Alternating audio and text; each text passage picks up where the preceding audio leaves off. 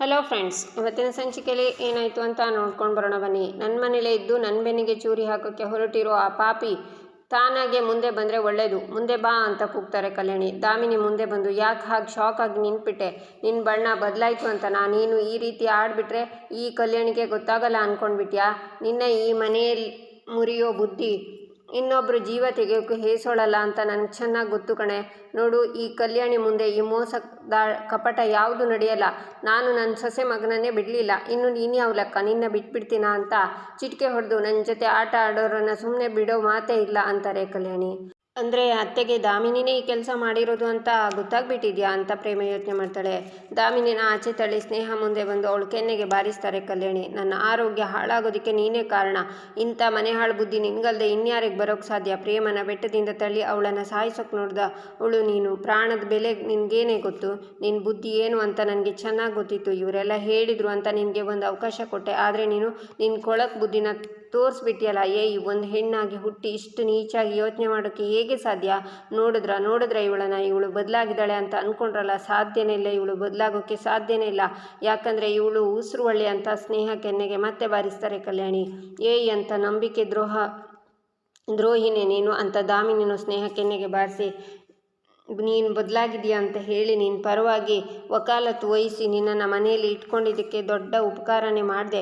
ನೀನು ದೇವತೆ ಅಂತಿರೋ ನಮ್ಮ ಅಕ್ಕನ ಜೀವ ತೆಗೆಯೋಕ್ಕೆ ನೋಡಿದ್ಯಾ? ಛೀ, ನೀನು ಇಂಥ ಮೋಸ ಮಾಡ್ತೀಯ ಅಂತ ನನ್ನ ಕನಸಲ್ಲೂ ಅಂದ್ಕೊಂಡಿರಲಿಲ್ಲ. ನಿನಗೆ ಈ ಮನೆಯಲ್ಲಿ ಅಲ್ಲ, ಈ ಜಗತ್ತಲ್ಲಿ ಬದುಕೋ ಯೋಗ್ಯತೆಯೇ ಇಲ್ಲ ನಿನಗೆ ಅಂತಾಳೆ ದಾಮಿನಿ. ಸ್ನೇಹ, ನನ್ನ ಮಗ ರಾಮ್ ಸರಿಯಾದ ಟೈಮಿಗೆ ಬರ್ದೆ ನನಗೆ ಮಾತ್ರೆ ವಿಷಯಗಳನ್ನು ಹೇಳದೆ ಹೋಗಿದ್ದಿದ್ರೆ ಇಷ್ಟೊತ್ತಿಗೆ ನನ್ನ ಹೆಣ ನೋಡಿ ನೀನು ಸಂಭ್ರಮ ಪಡ್ತಿದ್ದೆ ಅಲ್ವಾ ಅಂತಾರೆ ಕಲ್ಯಾಣಿ. ಅದಕ್ಕೆ ಅಮ್ಮ, ಇವಳನ್ನು ಸುಮ್ಮನೆ ಬಿಡಬಾರ್ದು, ಪೊಲೀಸ್ನವರಿಗೆ ಒಪ್ಪಿಸಬೇಕು ಅಂತಾರೆ ಶ್ರೀಧರ್. ಹೌದು ಅಕ್ಕ, ಹಾಗೆ ಮಾಡಬೇಕು. ನಿನ್ನ ಪೊಲೀಸರಿಗೆ ಒಪ್ಪಿಸ್ತೀನಿ ಕಣೆ, ನಿನ್ನನ್ನು ಮಾತ್ರ ಸುಮ್ಮನೆ ಬಿಡೋದಿಲ್ಲ. ನೀನು ಒಬ್ಬ ಡಾಕ್ಟ್ರ್ ಏನೋ, ಮನುಷ್ಯರ ಪ್ರಾಣ ಉಳಿಸ್ಬೇಕಾಗಿರೋ ನೀನು ಅವ್ರ ಪ್ರಾಣ ತೆಗೆಯೋಕೆ ಹೊರಟಿದ್ಯಲ್ಲ, ನಾಚಿಕೆ ಆಗಲ್ವಾ? ಇನ್ನೊಂದು ಸ್ವಲ್ಪ ಈ ಮನೆ ಕಡೆ ಕಾಣಿಸ್ಕೊಂಡ್ರೆ ನಾನೇ ನಿನ್ನ ಸಾಯಿಸ್ಬಿಡ್ತೀನಿ, ಹೋಗಿಲ್ಲಿಂದ ಅಂತಾಳೆ ದಾಮಿನಿ. ಇವನ್ನ ಹಾಗೆ ಬಿಡೋದಲ್ಲ, ಪೊಲೀಸರಿಗೆ ಒಪ್ಪಿಸಬೇಕು ಅಂತ ಶ್ರೀಧರ್ ಅವನ ಕೆನ್ನೆಗೆ ಬಾರಿಸ್ತಾರೆ. ಮಕ್ಕಳು ಮರಿ ಇದ್ದಾರೆ ಸರ್, ದುಡ್ಡಿನ ಆಸೆಗೆ ಹೀಗೆ ಮಾಡಿದೆ ಅಂತಾನೆ ಅವನು. ತೊಲಗಿಲ್ಲಿಂದ ಅಂತಾರೆ ಶ್ರೀಧರ್. ಅವನು ಹೋಗ್ತಾನೆ. ಎಷ್ಟೊಂದು ನಾಟಕ ಮಾಡ್ತೀಯೇ ದಾಮಿನಿ, ನೀನು ಉಳಿಯೋದಕ್ಕೋಸ್ಕರ ನಿನ್ನ ಜೊತೆಲಿರೋರನ್ನು ಬಲಿ ಕೊಡೋದಕ್ಕೆ ಹೇಸಲ್ವಲ್ಲ ನೀನು. ಮನುಷ್ಯಳ ನೀನು ಅಂತ ಪ್ರೇಮ ಯೋಚನೆ ಮಾಡ್ತಾಳೆ. ಈಚೆ ಕಾವ್ಯ ಮಹಾದೇವನೇ ನೋಡ್ತಾ, ಅಲ್ಲ ತಾತ, ಹಾಗೆ ನೋಡಿದರೆ ಸಿಲಿಂಡ್ರ್ ಎತ್ತೋಕ್ಕೆ ಒದ್ದಾಡ್ತಿರೋ ಆ ತಾತಂಗಿಂತ ನಿಮಗೆ ಹೆಚ್ಚು ವಯಸ್ಸಾಗಿದೆ ಅನ್ನಿಸ್ತಿದೆ. ಇನ್ಫ್ಯಾಕ್ಟ್ ನೀವು ಈ ಕೆಲಸ ಎಲ್ಲ ಮಾಡಬಾರ್ದು. ಹಾಗಿದ್ಮೇಲೆ ಹೇಗೆ ತಾತ ಆ ಸಿಲಿಂಡ್ರನ್ನ ಅಷ್ಟು ಈಸಿಯಾಗಿ ಎತ್ಬಿಟ್ರಿ ಅಂತಾಳೆ ಕಾವ್ಯ. ಅದೇನಂದರೆ ಒಂದೊಂದು ಕಿತ ನನಗೆ ವಯಸ್ಸಾಗಿದ್ರೂ ಈ ಮುಂಗಾರು ಮಳೆ ತರಹ ಸಡನ್ನಾಗಿ ಕರೆಂಟ್ ಹೊಡೆದಂಗೆ ಆಗಿಬಿಡ್ತದೆ ಕಣಮ್ಮ. ಆ ಕರೆಂಟು ನನ್ನ ಮೈಯಾಗೆ ತಾಗ್ತಿದ್ದಂಗೆ ಸಿಲಿಂಡ್ರೇನು ಕಾರನ್ನು ಎತ್ತೋ ಅಷ್ಟು ಶಕ್ತಿ ಬಂದುಬಿಡ್ತದೆ ನನಗೆ ಅಂತಾನೆ ಮಹಾದೇವ. ಕತೆ ಹೇಳಬೇಡ ತಾತ, ಅವತ್ತು ನಾನು ಕ್ಲಿನಿಕ್ಕಿಂದ ಬರಬೇಕಾದ್ರೆ ಪ್ರಜ್ಞೆ ತಪ್ಪಿದಾಗ ನನ್ನನ್ನು ಆಟೋದವರಿಗೆ ಎತ್ತೋಕ್ಕೂ ಆಗಲಿಲ್ಲ ಅಂತ ಹೇಳಿದರು. ಅವತ್ತು ನಾನು ಎತ್ತೋಕ್ಕಾಗದೇ ಇರೋರು ಇವತ್ತು ಯಾವ ಶಕ್ತಿ ಬಂತು ಅಂತ ಈ ಸಿಲಿಂಡ್ರನ್ನ ಒಂದೇ ಕೈಯಲ್ಲಿ ಎತ್ತಿ ಹೆಗಲ ಮೇಲೆ ಹಾಕ್ಕೊಂಡ್ರೆ. ನಿಜ ಹೇಳಿ ತಾತ, ಏನು ವಿಷಯ ಅಂತಾಳೆ ಕಾವ್ಯ. ಅದು ಅವತ್ತೇ ಅಮಾವಾಸ್ಯೆನೋ ರಾಹುಕಾಲನೋ ಇರಬೇಕು ಕಣವ, ಅದಕ್ಕೆ ಮೈನಲ್ಲಿ ತಾಕತ್ತು ಇರಲಿಲ್ಲ ಅಂತಾನೆ ಮಹಾದೇವ. ಅಮಾವಾಸ್ಯೆನೋ ರಾಹುಕಾಲಕ್ಕೂ ನಿಮ್ಮ ಮೈಯಲ್ಲಿರೋ ಶಕ್ತಿಗೂ ಏನು ಸಂಬಂಧ ತಾತ? ನಿಜ ಹೇಳಿ, ಸತ್ಯ ಏನು ಅಂತಾಳೆ ಕಾವ್ಯ. ನಿಜ ಹೇಳಬೇಕಾ? ಹೇಳ್ತೀನಿ ಕೇಳು. ಅವತ್ತು ಹೇಳಿದ್ನಲ್ಲ, ನಾನು ಆ ಕಾಲದಾಗ ಮಿಲಿಟ್ರಿನಲ್ಲಿ ಕೆಲಸ ಮಾಡ್ತಿದ್ದವನು, ಹಾಗಾಗಿ ಈ ಮೈನಲ್ಲಿ ಮಿಲಿಟ್ರಿ ಬಲ ಹಂಗೆ ಇದೆ. ನೀವು 3 ಹೊತ್ತು ಪುಸ್ತಕ ಇಟ್ಕೊಂಡು ಓದ್ತಿರ್ತೀರಾ, ನಿಮಗೇನವ ಗೊತ್ತು ಮಿಲಿಟ್ರಿಯವ್ರ ಗತಿ ಏನು ಅಂತ? ಹೋಗವ ಓದ್ಕೋ, ನನಗೂ ಹೊಸಿ ಕ್ಯಾಮದೆ, ನಾನು ಬರ್ತೀನಿ ಅಂತ ಮಹಾದೇವ ಹೋಗ್ತಾನೆ. ಅಲ್ಲ, ಈ ವಯಸ್ಸಿನ ಮುದುಕರು ಇಷ್ಟೊಂದು ಸ್ಟ್ರಾಂಗ್ ಆಗಿರೋದಕ್ಕೆ ಸಾಧ್ಯನಾ? ವಯಸ್ಸಲ್ಲಿರೋ ಹುಡುಗರೇ ಮಾಡದೇ ಇರೋಕ್ಕಾಗದೇ ಇರೋ ಕೆಲಸನ ಈ ತಾತ ಅಷ್ಟು ಈಸಿಯಾಗಿ ಹೇಗೆ ಮಾಡ್ತಾರೆ? ತಾತ ಮಾಡೋ ಒಂದೊಂದು ಕೆಲಸನೂ ಡೌಟ್ ಬರೋ ಥರನೇ ಇದೆ, ಆದರೂ ತುಂಬ ಒಳ್ಳೆಯವರು ಅಂತಾಳೆ ಕಾವ್ಯ. ಈಚೆ ದಾಮಿನಿ ಸ್ನೇಹಂಗೆ, ನಿನಗೆ ಈ ಮನೆಯವರ ಜೀವ ಭಿಕ್ಷೆ ಕೊಟ್ಟಿದ್ದಾರೆ, ಈಗಲಾದರೂ ನೆಟ್ಟಗೆ ಬದುಕು, ಮನೆ ಕಡೆ ತಲೆ ಹಾಕಿ ಮಲಗಬೇಡ, ನಡಿ. ಅನ್ನ ಹಾಕಿದ ಮನೆಗೆ ವಿಷ ಹಾಕೋದು ನಿಮ್ಮಂಥವ್ರು ಈ ಮನೆಯಲ್ಲಿ ಇರೋಕೆ ಲಾಯಕ್ಕಿಲ್ಲ, ಹೋಗಿ ಹೊರಗಡೆ ನಡಿ ಅಂತ ಅವಳನ್ನು ಮನೆಯಿಂದ ಹೊರಗಡೆ ತಳ್ತಾಳೆ. ಸ್ನೇಹ ಅಳ್ತಾಳೆ. ಆಗ ದಾಮಿನಿ ಆಚೆ ಈಚೆ ನೋಡಿ ಸ್ನೇಹನ ಕೆನ್ನೆನ ಇಟ್ಕೊಂಡು, ಅಳಬೇಡ ಸ್ನೇಹ, ನನ್ನ ಸಿಚುವೇಶನ್ನ ಅರ್ಥ ಮಾಡ್ಕೊ. ಆವಾಗ ಕಲ್ಯಾಣಿ ನನ್ನ ಕೈ ಹಿಡ್ದಿದ್ದ ತಕ್ಷಣ ಏನು ಮಾಡಬೇಕು ಅಂತ ಅರ್ಥ ಆಗಲಿಲ್ಲ, ಸಾರಿ, ನೀನು ಬೇಜಾರು ಮಾಡ್ಕೋಬೇಡ, ನೀನು ಇಲ್ಲಿಂದ ಹೊರಡು, ಆಮೇಲೆ ನಿನ್ನ ಹತ್ರ ಮಾತಾಡ್ತೀನಿ ಅಂತ ದಾಮಿನಿ ಒಳಗಡೆ ಹೋಗ್ತಾಳೆ. ಈಚೆ ಶ್ರೀಧರ್ ಅತ್ತಿಗೆ ಏನತ್ತಿಗೆ ಇದು, ನಿಮಗೆ ಏನೋ ಆಗೋಯ್ತು ಅಂತ ನಾವೆಲ್ಲ ಎಷ್ಟು ಗಾಬರಿಯಾಗಿದ್ವಿ ಗೊತ್ತಾ. ವಿಷಯ ಹೀಗಿದೆ ಅಂತ ನನಗಾದರೂ ಒಂದು ಮಾತು ಹೇಳೋದಲ್ವಾ ಅಂತಾರೆ ಶ್ರೀಧರ್. ಸಾಕ್ಷಿ ಸಮೇತ ಹಿಡಿಬೇಕಾಗಿತ್ತು, ಅದಕ್ಕೆ ಇಷ್ಟೆಲ್ಲ ನಾಟಕ ಆಡಿದ್ದು. ಹೋಗಲಿ ಬಿಡು, ಪೀಡೆ ತಲುಪ್ತಲ್ಲ ಅಂತಾರೆ ಕಲ್ಯಾಣಿ. ಮಹೇಶ್ವರಿ, ದಾಮಿನಿಗಿಂತ ನೀನೇ ಅವಳನ್ನು ವಹಿಸ್ಕೊಂಡು ಬಂದಿರೋದು, ನೋಡ್ದಾ ಏನಾಯಿತು ಅಂತ, ಈಗ ಏನು ಹೇಳ್ತೀಯಾ ಅಂತಾರೆ ಶ್ರೀಧರ್. ಅಯ್ಯೋ ನಿಜವಾಗ್ಲೂ ಅವಳು ಬದಲಾಗಿದ್ದಾಳೆ ಅಂದ್ಕೊಂಡಿದ್ದೆ, ನನಗೇನು ಗೊತ್ತಿತ್ತು ಹೀಗೆಲ್ಲ ಮಾಡ್ತಾಳಂತ ಅಂತಾರೆ ಮಹೇಶ್ವರಿ. ಮೋಸ ಮಾಡಿದವರಿಗೆ ದೊಡ್ಡದಾಗಿ ಶಿಕ್ಷೆ ಕೊಟ್ಟರೆ ದೇವರು ಅಂತಾರೆ ಶ್ರೀಧರ. ಈಚೆ ಪ್ರೇಮ ರಾಮ್ ಸ್ನೇಹ ಹತ್ರ ಬರ್ತಾರೆ. ಇನ್ನೂ ಯಾಕೆ ಇಲ್ಲೇ ಕಣ್ಣೀರು ಹಾಕ್ತಾ ನಿಂತ್ಕೊಂಡಿದ್ಯಾ, ನಿನ್ನಂಥವ್ರನ್ನ ನೋಡಿನೇ ನಾಯಿ ಬಾಲ ನೆಟ್ಟಗಾಗಲ್ಲ, ಹುಟ್ಟುಗುಣ ಸುಟ್ಟರು ಹೋಗಲ್ಲ ಅನ್ನೋ ಗಾದೆನ ಮಾಡಿರೋದು. ಎಷ್ಟು ಒಳ್ಳೆತನ ತೋರಿಸಿದ್ರು ನಿನ್ನ ಕೆಟ್ಟ ಬುದ್ಧಿನ ಬಿಡೋದೇ ಇಲ್ಲ ಅಲ್ವಾ. ಛೀ, ನಿನ್ನ ಮುಖ ನೋಡೋದಕ್ಕೂ ಅಸಹ್ಯ ಆಗ್ತಿದೆ ನನಗೆ. ನೋಡು, ನನಗೆ ಕೋಪ ಬಂದು ಏನಾದರೂ ಮಾಡೋಕ್ಕೆ ಮುಂಚೆ ಇಲ್ಲಿಂದ ಹೊರಡು ಅಂತಾನೆ ರಾಮ್. ಆಗ ದಾಮಿನಿ ಬಂದು, ತಗೋ ನಿನ್ನ ಲಗೇಜು, ಹೋಗಿಲ್ಲಿಂದ ಅಂತ ಬ್ಯಾಗನ್ನು ಬಿಸಾಕಿ, ಮತ್ತೆ ಈ ಮನೆ ಕಡೆ ನಿನ್ನ ನೆರಳು ಕೂಡ ಬೀಳಬಾರ್ದು, ಹೋಗು ಅಂತಾಳೆ. ಪಾಪ ರಾಮ್, ಇವಳನ್ನು ನೋಡಿದರೆ ಅಯ್ಯೋ ಅನ್ನಿಸ್ತಿದೆ, ಎಂಥ ದರಿದ್ರ ಸ್ಥಿತಿಗೆ ಬಂದ್ಬಿಟ್ಲು ಅಂತಾಳೆ ಪ್ರೇಮ. ತಪ್ಪು ಮಾಡಿದವರಿಗೆ ಕರುಣೆ ತೋರಿಸೋದು ದೊಡ್ಡ ಪಾಪ. ದೊಡ್ಡಮ್ಮನ ಪ್ರಾಣನ ತೆಗೆಯೋಕ್ಕೆ ಸಂಚು ಮಾಡಿದವಳಿಗೆ ಯಾವುದೇ ಕ್ಷಮೆ ಇರಬಾರ್ದು.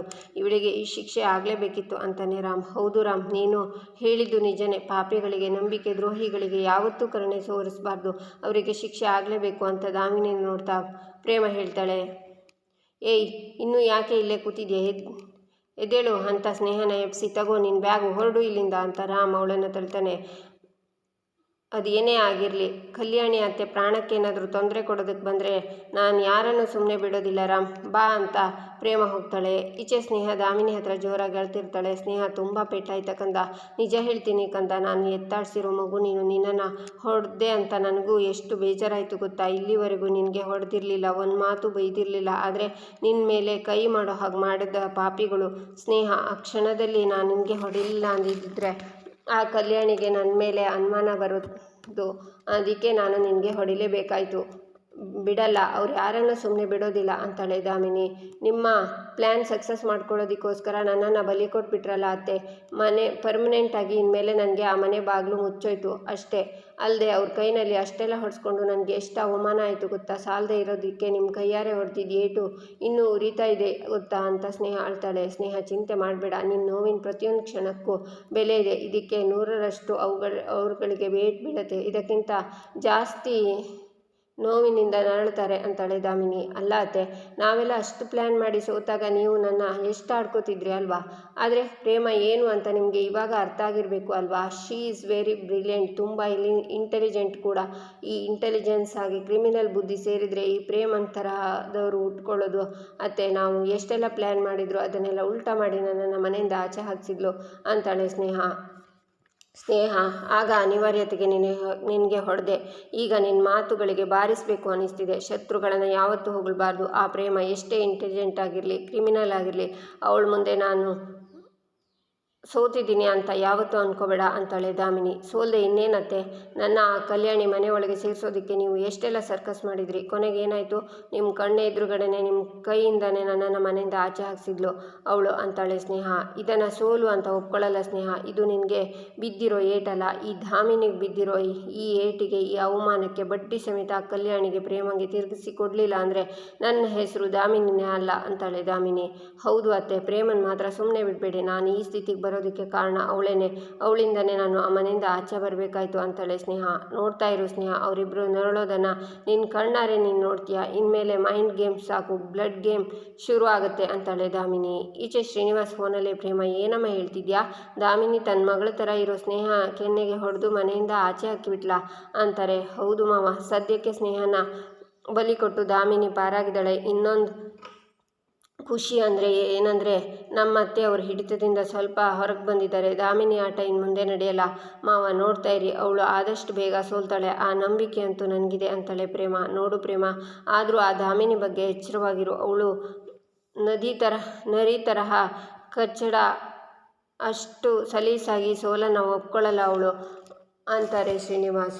ಮಾವಯ್ಯ, ನಾನು ನಿಮಗೊಂದು ಮಾತು ಕೊಡ್ತೀನಿ, ನೀವು ಅತ್ತೆ ಇಡೀ ಕುಟುಂಬದವ್ರ ಜೊತೆ ಸೇರಿಕೊಂಡು ಗ್ರ್ಯಾಂಡಾಗಿ ಮದುವೆ ವಾರ್ಷಿಕೋತ್ಸವನ ಆಚರಿಸ್ತೀರಾ? ಆ ದಾಮಿನಿನ ಒದ್ದು ಆಚೆ ಹಾಕೋ ದಿನ ತುಂಬ ಹತ್ತಿರದಲ್ಲೇ ಇದೆ ಅಂತಾಳೆ ಪ್ರೇಮ ನಿನ್ನ ಮಾತು ಕೇಳ್ತಿದ್ರೆ ನನಗೆ ಪುನರ್ಜನ್ಮ ಬಂದ ಹಾಗಾಗ್ತಿದೆ ಅಮ್ಮ.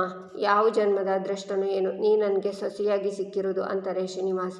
ನಿಮ್ಮ ಆಶೀರ್ವಾದ ಹೊಂದಿದ್ರೆ ನನಗಷ್ಟೇ ಸಾಕು. ನೀವು ಮಹಾದೇವ್ ಅವರನ್ನು ಚೆನ್ನಾಗಿ ನೋಡ್ಕೊಳ್ಳಿ. ನಾನು ನಿಮಗೆ ಆಮೇಲೆ ಮತ್ತೆ ಕರೆ ಮಾಡ್ತೀನಿ ಅಂತಾಳೆ ಪ್ರೇಮ. ಸರಿ ನನ್ನ ಮುದ್ದು ಸೊಸೆ ಅಂತ ಕಾಲ್ ಕಟ್ ಮಾಡ್ತಾರೆ ಶ್ರೀನಿವಾಸ್. ಆಚೆ ನೋಡುವಾಗ ಮಹಾದೇವ ನಿಂತಿರ್ತಾನೆ. ಸೊಸೆನಾ? ಯಾರನ್ನೋ ಸೊಸೆ ಅಂತ ಕರೆದ್ರಿ? ಯಾರ ಜೊತೆ ಮಾತಾಡ್ತಿದ್ದೀರಾ ಅಪ್ಪಾಜಿ? ಇಲ್ಲಿ ಫೋನ್ ಕೊಡಿಲಿ ಅಂತ ಫೋನ್ ನೋಡಿ ಇದು ನಮ್ಮ ರಾಮ್ ಹೆಂಡ್ರು ಪ್ರೇಮ ಅವ್ರ ನಂಬರ್ ಅಲ್ವಾ? ಮಾತಾಡಿ ಅಪ್ಪಾಜಿ. ಪ್ರೇಮ ಅವರನ್ನು ನೀವು ಸೊಸೆ ಅಂತೆಲ್ಲ ಯಾಕೆ ಹೇಳಿದ್ರಿ ಅಂತಾನೆ ಮಹಾದೇವ ಇಷ್ಟಕ್ಕೆ ಅಷ್ಟೊಂದು ಸಂಶಯ ಪಡೋದೇನಪ್ಪ? ಅಲ್ಲ ನೀ ನನ್ನ ಮಗ ಕಾವ್ಯನ ಏನಾಗಬೇಕು? ಸೊಸೆ ತಾನೆ. ಹಾಗೆ ನೋಡಿದರೆ ನಿನ್ನ ತಂಗಿ ಪಂಚಮಿ ನನಗೆ ಏನಾಗಬೇಕು? ಮಗಳಾಗಲ್ವಾ? ಹಾಗೆಯೇ ಪ್ರೇಮ ಕೂಡ ನನ್ನ ಸೊಸೆನೇ ಅಲ್ವಾ? ನಾನು ಅವಳನ್ನು ಸೊಸೆ ಅಂತ ಅನ್ಕೋಬಾರ್ದಾ? ನಿನ್ನ ತಮ್ಮನ್ನ ನನ್ನ ಮಗ ಅಂತ ಅನ್ಕೋಬಾರ್ದಾ? ಅವಳೇನೋ ಒಳ್ಳೆ ಕೆಲಸ ಮಾಡಿದಾಳೆ ಅಂತ ಪ್ರೀತಿಯಿಂದ ಹೊಗಳೇ ಅಷ್ಟೇ ಅಂತಾರೆ ಶ್ರೀನಿವಾಸ್. ಓ ಹಂಗ ಅಪ್ಪಾಜಿ, ನಾನು ಬೇರೆ ಏನೋ ಅಂದ್ಕೊಂಡ್ಬಿಟ್ಟೆ ಬಿಡಿ. ನೀವು ಹೇಳಿದ್ದು ದಿಟ್ಟನೆ. ತಗೊಳ್ಳಿ ಫೋನು ಅಂತ ಕೊಡ್ತಾನೆ ಮಹಾದೇವ. ಆಗ ಕಾವ್ಯ ಓಡಿ ಬಂದು ತಾತ ತಾತ ಅಂತ ಕರೀತಾ ಮಹಾದೇವನ ತಪ್ಕೋತಾಳೆ. ಮಹಾದೇವನು ಗಟ್ಟಿಯಾಗಿ ತಪ್ಕೋತಾನೆ. ಏನಮ್ಮ ಕಾವ್ಯ, ತುಂಬ ಸಂತೋಷವಾಗಿದೆಯಾ? ಮುಖದ ತುಂಬ ನಗುವಿದೆ. ಒಳಗೆ ಬರ್ತಿದ್ದ ಹಾಗೆ ತಾತನ ತಪ್ಕೊಂಡಿದ್ಯಾ? ಏನು ವಿಷಯ ಅಂತಾರೆ ಶ್ರೀನಿವಾಸ್. ಅಂಕಲ್ ಏನು ಗೊತ್ತಾ, ಇವತ್ತಿಗೆ ನನ್ನ ಜನ್ಮ ಸಾರ್ಥಕ ಆಯಿತು. ಸೂಪರ್ ಬಂಪರ್ ಸಿಹಿ ಸುದ್ದಿ ಇದೆ ಅಂತಾಳೆ ಕಾವ್ಯ. ಏನವ ಅದು? ನೀನು ಈ ಪಾಟಿ ಖುಷಿಯಾಗಿರೋದು ಅಂದರೆ ಏನೋ ದೊಡ್ಡ ವಿಚಾರನೇ ಇರಬೇಕು. ಅದು ಏನು ಅಂತ ಹೇಳ್ಬಾರ್ದಾ?